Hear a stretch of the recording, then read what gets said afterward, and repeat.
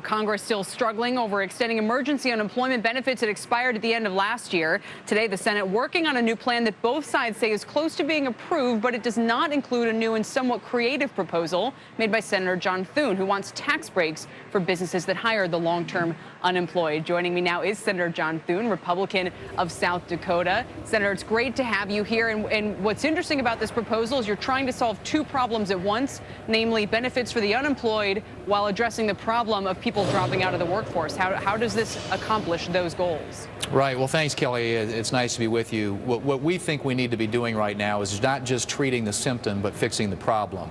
And the problem is that it's too expensive, too costly for employers to hire new employees. So what we would do is say, okay, if you're an employer who has more than 50 employees or is right at that threshold under Obamacare, you have to provide government-approved health care or pay a penalty. This would waive the penalty for any employee who is hired by that employer that's been unemployed for a long period of time. Secondly, a 6-month payroll tax holiday that would allow employers to have a break about $1,240 for a $40,000 a year employee, coupled with the waiver of the penalty under Obamacare, and that's several $1,000s incentive to hire new people. And it would also provide a $10,000 low-interest loan to people who want to move or relocate to an area where there's lower unemployment and therefore more jobs. That's one thing that we hear. There's not mobility. If you're sitting around and you're on unemployment already, you're probably not going to have the resources to move to a place where there might be jobs. And then finally, what we do is we consolidate a bunch of programs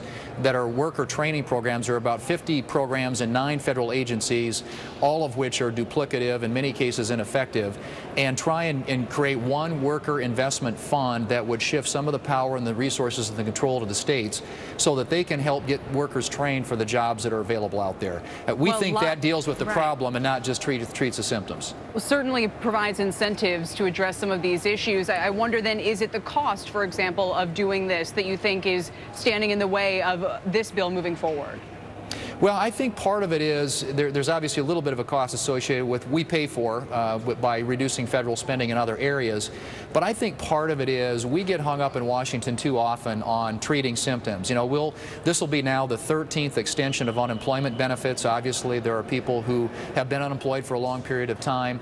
But as we saw the jobs report last month, the worst in 3 years, 347,000 people leaving the workforce, the labor participation rate, lowest level in 36 years.